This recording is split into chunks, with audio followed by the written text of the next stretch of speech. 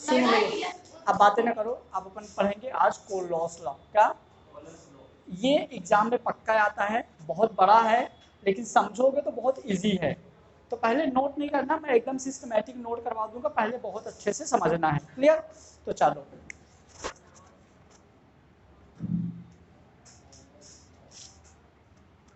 कोलोस का नियम, सही लिखा हूं? ठीक है, चलो जैसे कोलोस का नियम क्या होता है तो पहले पूरा एक बार बहुत अच्छे से समझ लो, फिर मैं एकदम सिस्टमैटिक लिखवा दूंगा। क्लियर? तो क्वेश्चन कैसे आता है, कोलोस का नियम तथा इसके दो एप्लीकेशन लिखिए। क्लियर? 4 एप्लीकेशन मैं सिखाऊंगा, 2 एप्लीकेशन अपने को लिखना है। तो सबसे पहले कोलोस का नियम क्या होता है, तो जैसे मान लो कि अपन ने कोई विद्युत अपघट्ट ले लिया AlCl3, अपन कोई सा विद्युत अपघट्ट ले लिया AlCl3। जब मैं AlCl3 को तोड़ूंगा तो ये Al+3 Cl- में टूट जाएगा। क्लियर हुआ? चलो अब यदि मैं कोलोस के नियम में बात करूं तो एक हमारा फार्मूला होता है म्यू, होता है मोलर चालकता। क्या होता है? मोलर चालकता, या कि पाई होता है तुल्यांक चालकता। समझ में आया? अब यदि मैं जो विलयन है, यदि विलयन में मैं बहुत सारा पानी ले लूं तो हम ये बोल सकते हैं कि अनंत अनुता पर मोलर चालकता, अनंत इनफाइनाइट का सिंबल लगा दिए ना, तो अनंत अनुता पर मोलर चालकता या अनंत अनुता पर तुल्यांक चालकता। ठीक है, इसका फार्मूला होता है lambda infinite C plus lambda infinite A. अनंत अनुता पर मोलर चालकता, अनंत अनुता पर तुल्यांक चालकता। अनंत तनुता पर कैट आयन, कैट आयन मतलब धनात्मक। अनंत तनुता पर एन आयन, एन आयन मतलब ऋणात्मक। ऋणात्मक कैसे बनता है? ऋणात्मक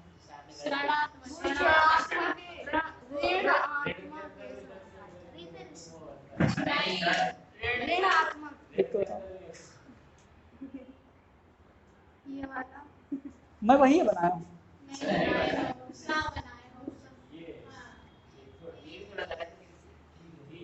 ठीक है, तो अब परिभाषा सुनो। कोलोस के नियम के अनुसार, समझना, कोलोस के नियम के अनुसार अनंत अनुता पर मोलर चालकता, उस अनंत अनुता पर मोलर चालकता या अनंत अनुता पर तुल्यांक चालकता उसके अनंत अनुता पर धन आयन की चालकता व अनंत अनुता के ऋण आयन की चालकता के योग के बराबर होता है। क्लियर हुआ? समझना फिर से एक बात, मैं दोबारा नहीं बताऊंगा, ये लास्ट है। कोलोस के नियम के अनुसार अनंत तनुता पर मोलर चालकता या अनंत तनुता पर तुल्यांक चालकता, अनंत तनुता पर धन आयन की चालकता व अनंत तनुता के ऋण आयन की चालकता के योग के बराबर होता है। क्लियर? मैं अब इसको अलग अलग लिख रहा हूँ। यदि मैं बात करूँ म्यू इनफाइनाइट यानी कि अनंत तनुता पर मोलर चालकता, तो ये होगा m lambda C and lambda A. ठीक है, तो m इक्वल टू हो जाएगा धन आयन के मोल और n इक्वल टू हो जाएगा ऋण आयन के मोल। m हो जाएगा धन आयन के मोल और n हो जाएगा ऋण आयन के मोल। क्लियर? जैसे मैंने ये एग्जांपल ले लिया, एक AlCl3 इक्वल टू Al+3 इस वाले को हमको इस फार्मूले में अप्लाई करना है। तो देखो कैसे करेंगे, तो हम इसको लिख देंगे ऐसे कुछ, mu infinite equal to m, धन आयन के मोल कितने हैं? 1, कुछ नहीं मतलब 1 मानते हैं, तो हम हो जाएंगे म्यू Al+3 इनफाइनाइट, यहाँ कुछ नहीं था तो मतलब 1 है। क्लियर? प्लस ऋण आयन के मोल कितने हैं बोलो? 3, तो हो जाएगा 3 लैम्डा Cl माइनस आयन। ठीक है, तो इसके अनुसार क्या हो जाएगा देखो, इसके अनुसार परिभाषा क्या हो जाएगी, अनंत अनुता पर मोलर चालकता धन आयन के मोलर चालकता व ऋण आयन के मोलर चालकता के योग के बराबर होता है। तो ये हो गया हमारा क्या, म्यू के लिए। हम पाई के लिए देखेंगे यदि, तो हमारा पाई इनफाइनाइट इक्वल टू क्या होता है, 1 upon Z C lambda C infinite plus 1 upon Z A lambda A infinite. Z C क्या होता है, तो जेड सी होता है धन आयन पर आवेश। क्या होता है, धन आयन पर आवेश। जेड ए क्या होगा, क्लियर हुआ। चलो तो फिर वही example, AlCl3 Al plus three Cl minus, clear. चलो तो पाई इनफाइनाइट इक्वल टू क्या हो जाएगा, 1 अपॉन कितने धन आयन, अरे कितने, 1/3 lambda Al plus three infinite, ये कितने ऋण आयन, एक। तो 1/1 चाहे लिखो या लिखो, बात बराबर है, लैम्डा Cl माइनस इनफाइनाइट। अनंत अंतर पर तुल्यांक चालकता धन आयन के, अनंत अंतर पर धन आयन की चालकता व अनंत अंतर पर ऋण आयन की चालकता के योग के बराबर होता है। चालकता एक ही एक ले रहे हैं ना, चालकता बोल दो, चालकता में ज्यादा फर्क नहीं पड़ता। ठीक है, तो एक बार फिर से रिवीजन करो। ये हो गई सिर्फ परिभाषा, आगे की चीज अब हम सीखेंगे। तो कोलोस के नियम के अनुसार अनंत अंतर पर मोलर चालकता व तुल्यांक चालकता अनंत अंतर पर धन आयन की चालकता व अनंत अंतर पर ऋण आयन की चालकताओं के योग के, क्लियर हुआ। पहले परिभाषा लिख दो, लिखो, इसके अनुसार, पहले कोलोस का हेडिंग डाल दियो ना, तो कोलोस जहां भी कोलोस का नेम हेडिंग डाले उसके नीचे एक लाइन लिखो पहले, अनंत अंतर पर तुल्यांक चालकता, अनंत अंतर पर तुल्यांक चालकता व मोलर चालकता। आज एक वीडियो भेजूंगा, देख लेना, केबीपीवाई का एग्जाम डेट आ गया है। केबीपीवाई का पिछले साल बताए थे ना, 10th में तुम लोग फॉर्म डाल देना, वो आ गया है ना। देखो, अनंत अंतर पर तुल्यांक चालकता व मोलर चालकता की गणना, अनंत अंतर पर तुल्यांक चालकता व मोलर चालकता की गणना, अनंत अंतर पर तुल्यांक चालकता व मोलर चालकता की गणना लिख दिया। इसके नीचे फिर लिखो, इसके अनुसार मोलर चालकता की गणना, अनंत अंतर पर तुल्यांक चालकता या मोलर चालकता की गणना लिखो। इसके अनुसार,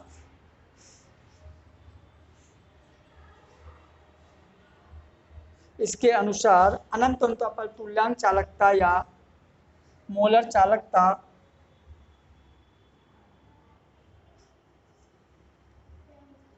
इसके अनुसार अनंत अंतर पर तुल्यांक चालकता या मोलर चालकता, तुल्यांक चालकता या मोलर चालकता अनंत अंतर पर, अनंत अंतर पर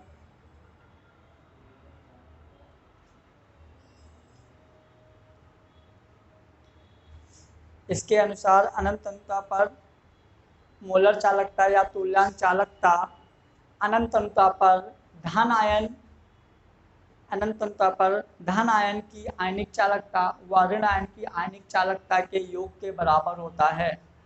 धन आयन की आयनिक चालकता व ऋण आयन की आयनिक चालकता के, बोलो,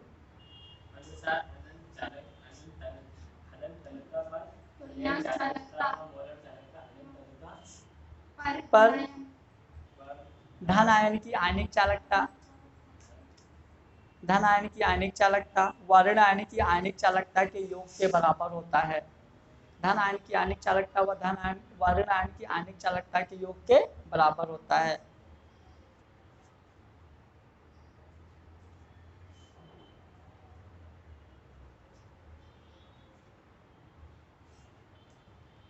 दिया, फटाफट नोट कर लो। अमित इसको बंद कर दो थोड़ा।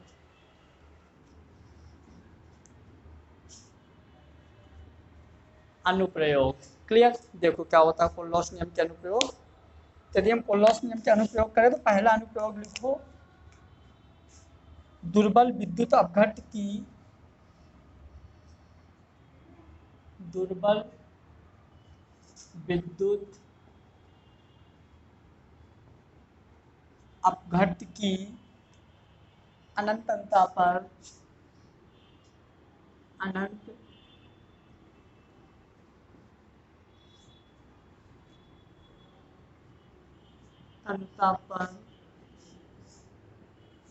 मोलर चालकता। दुर्बल विद्युत अपघट्ट की अनंतता पर मोलर चालकता। दुर्बल विद्युत अपघट्ट की अनंतता पर मोलर चालकता, इसका क्या है अनुप्रयोग नंबर 1। अब पहले ध्यान से समझो, फिर उसके बाद नोट कर लेना। क्लियर। तो चलो मैं एक एग्जांपल ले लेता हूँ। दुर्बल विद्युत अपघट्ट मैंने ले लिया CH3COOH। क्या ले लिया? CH3COOH। एकदम लिखना बंद कर दो, ध्यान से पहले समझो। जब मैंने इसको तोड़ा तो CH3CO माइनस और H प्लस में टूटा। क्लियर हुआ। मैं इसके लिए यदि म्यू इनफाइनाइट लिखूं तो m इक्वल टू 1 है, तो ये हो जाएगा हमारा lambda H plus infinite equal to lambda CH3CO minus infinite. बनेगा ये इक्वेशन। फिर यहाँ पे हम क्या लिखेंगे, दुर्बल विद्युत अपघट्ट में NaCl को एक बार जोड़ने पर तथा एक बार हटाने पर। अब ये बताओ, यदि मैंने NaCl को पहले जोड़ा फिर हटा लिया तो क्या फर्क पड़ा? बात तो एक ही है। ठीक, तो हम इसको ऐसे लिख देंगे। देखो जैसे NaCl है तो हम इसको तोड़ेंगे तो किसमें टूटेगा? Na plus plus Cl minus. यानी कि यदि हम इसको ऐसे लिखें तो म्यू NaCl, यहाँ पे आप ऐसा लिख सकते हो CH3COOH, जिसके लिए लिखो तो यहाँ नाम लिख दो। क्लियर। तो म्यू NaCl इक्वल टू क्या हो जाएगा? Lambda infinite Na plus lambda infinite Cl minus. Clear हुआ। चलो अब हमारा इक्वेशन क्या था, जैसे मान लो म्यू CH3COOH के लिए हमारा इक्वेशन क्या बना था? Lambda infinite H plus lambda infinite CH3CO minus. Clear हुआ। चलो मैं क्या करता हूँ, यहाँ पे एक बार lambda infinite Na plus lambda infinite Cl minus को एक बार जोड़ दिया और एक बार इशू को हम माइनस कर देंगे। Lambda infinite Na plus lambda infinite Cl minus. कुछ फर्क हुआ? देखो ये हमारा क्या था, CH3COOH। मैंने एक बार Na प्लस को जोड़ा, एक बार Na प्लस को माइनस कर दिया। कोई फर्क पड़ा क्या? बात वही है। अब यहाँ पे क्या होगा, ध्यान से समझना। हमारा ये माइनस है, इसके साथ ये प्लस जुड़ेगा, ये प्लस है, इसके साथ ये माइनस जुड़ेगा। क्लियर। चलो मैं यहाँ लिख देता हूँ। हमारा क्या हो जाएगा, देखो mu infinite CH3COOH equal to, ये जब जुड़ेगा तो हम म्यू इनफाइनाइट HCl लिख सकते हैं। लैम्डा H प्लस और लैम्डा Cl माइनस को एक साथ क्या लिख सकते हैं? म्यू इनफाइनाइट, चलो ऐसे लिख दो एक बार, चलो इसको लिख दो ऐसे एक बार, H plus lambda infinite Cl minus. Clear. फिर एक बार मैंने ऐसे लिख लिया, लैम्डा इनफाइनाइट CH3COO माइनस, इसके साथ मैंने जोड़ दिया Na plus lambda infinite Na plus. अभी माइनस का हमारा ये और बचा हुआ है। क्लियर। तो ये हमारा माइनस का बचा हुआ है lambda infinite Na plus lambda infinite Cl minus. Clear हुआ। चलो अब आ जाओ, हम इसको क्या कर देंगे, mu infinite CH3COOH equal to, इन दोनों को एक साथ लिख देंगे, इन दोनों को एक साथ लिख देंगे, इन दोनों को एक साथ लिख देंगे। क्लियर। तो बोलो क्या हो जाएगा, इसको जल्दी बोलो। Mu infinite HCl plus mu infinite minus, बोलो म्यू इनफाइनाइट NaCl। हो गया ये हमारा दुर्बल विद्युत अपघट्ट की मोलर चालकता। हमने ले लिया दुर्बल विद्युत अपघट्ट CH3COOH, इसकी मोलर चालकता की है। और इस फार्मूले से अभी एक न्यूमेरिकल करेंगे, बहुत इंपॉर्टेंट न्यूमेरिकल बनता है इस फार्मूले से। क्या करता है, आपको इसकी वैल्यू दे देगा, इसकी वैल्यू दे देगा, दोनों को जोड़ के इसको घटा देना होता है। बहुत ईजी न्यूमेरिकल आता है। ठीक है, ये हो गया हमारा इसका पहला एप्लीकेशन। अमित उसको बंद कर दो, नहीं रहने दो। चलो लिखो इसके अंदर प्रबल विद्युत अपघट्ट की तरह, पहले इसके अंदर लिखो, हाँ हेडिंग के अंदर लिखो प्रबल विद्युत अपघट्ट की तरह, प्रबल विद्युत अपघट्ट की तरह दुर्बल विद्युत अपघट्ट की अनंतता पर, दुर्बल विद्युत अपघट्ट की अनंतता पर, प्रबल विद्युत अपघट्ट की तरह दुर्बल विद्युत अपघट्ट की अनंतता पर, अनंतता पर मोलर चालकता ज्ञात करना, अनंतता पर मोलर चालकता ज्ञात करना, अनंतता पर मोलर चालकता ज्ञात करना। ठीक है, चलो सेकेंड एप्लीकेशन है दुर्बल विद्युत अपघट्ट या आयनन स्थिरांक की गणना या वियोजन स्थिरांक की गणना। मैंने क्या किया, एक दुर्बल विद्युत अपघट्ट ले लिया CH3COOH, इसको मैंने तोड़ा या वियोजित किया तो CH3COO- और H+। आप कोई सा भी दुर्बल विद्युत अपघट्ट ले सकते हो, बहुत सारे होते हैं। एक चीज ध्यान रखना, T बराबर 0 टाइम पे जब आपने इसको लिया है, बस अभिक्रिया शुरू नहीं किया, तो इसकी सांद्रता C रहेगी और इसकी 0, इसकी 0। क्यों, क्योंकि अभी अभिक्रिया शुरू ही नहीं हुई। जब शुरू नहीं तो ये कहाँ से बनेगा, तो 0 0 हो जाएगा। कुछ टाइम बाद, T टाइम बाद इसकी सांद्रता हो जाएगी C-, मान लो ये अल्फा वियोजित हो गया। कितना वियोजित हो गया, नहीं ऐसे ले लो X मान लो वियोजित हो गया। क्या वियोजित हो गया, X।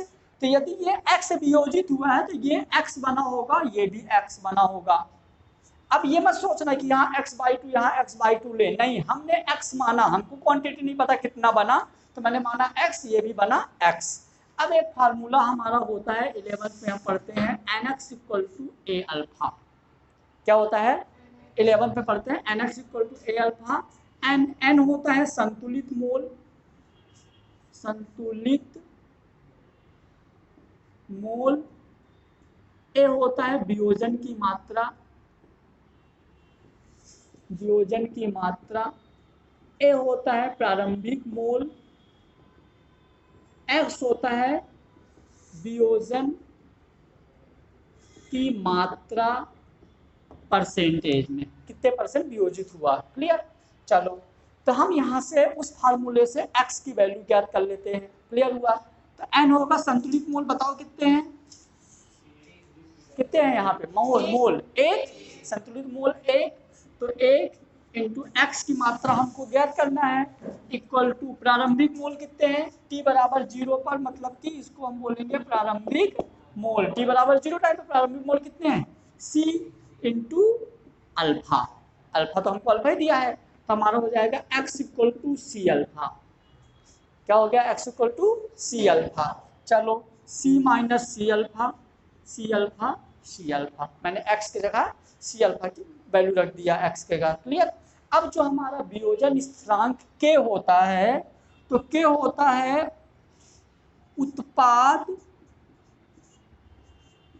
अपॉन क्रिया कारक। इसका फार्मूला होता है उत्पाद अपॉन क्रिया कारक। उत्पाद क्या है, C alpha into C alpha, तो हमारा उत्पाद यहाँ पे क्या है, CH3COO- और H+। क्रिया कारक क्या है, CH3COOH।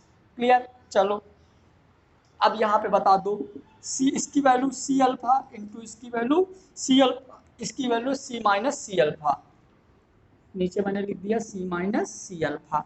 यहाँ से C आप कॉमन ले लो, यदि आप इसको इंटू करोगे ना तो C² अल्फा स्क्वायर, यहाँ से मैंने C कॉमन निकाला तो 1 - अल्फा। बोलो हाँ, ये से ये कैंसिल आउट, और यहाँ पे जो अल्फा है ना 1 से बहुत कम है, मतलब अल्फा सोचो 0.001, तो लगभग 0 के बराबर है। तो हमारा यहाँ पे जो अल्फा है तो इसको ऐसे कर दो, alpha less less less than 1। तो आपका क्या हो जाएगा, यदि अल्फा लेस देन 1 है तो 1 में 0 माइनस करोगे तो क्या आएगा, 1 ही आएगा। तो हमारा k इक्वल टू हो जाएगा यहाँ पे c अल्फा स्क्वायर। क्या हो जाएगा, तो ये हो गया हमारा वियोजन स्थिरांक की गणना।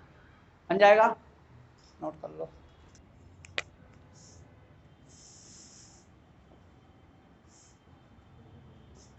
वियोजन की मात्रा की गणना, ठीक है। तो देखो वियोजन की मात्रा होता है अल्फा, क्या होता है अल्फा, और हमारा वियोजन की मात्रा जो अल्फा होता है ये होता है म्यू अपॉन म्यू इनफाइनाइट, या कि अल्फा इक्वल टू होता है pi upon pi infinite. Mu का फार्मूला आपको याद है तो बता दो, कप्पा इंटू पाई की बोल दो,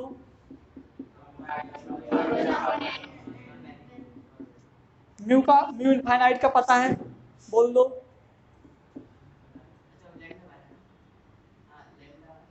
एम इनफाइनाइट सी एंड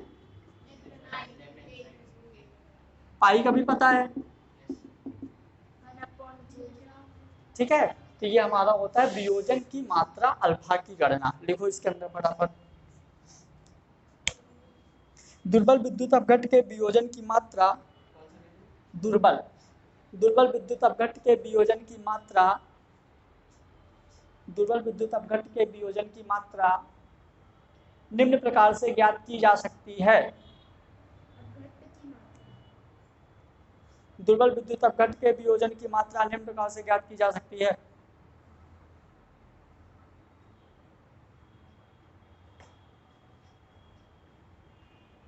दुर्बल विद्युत अपघट्ट के वियोजन की मात्रा निम्न प्रकार से ज्ञात की जा सकती है।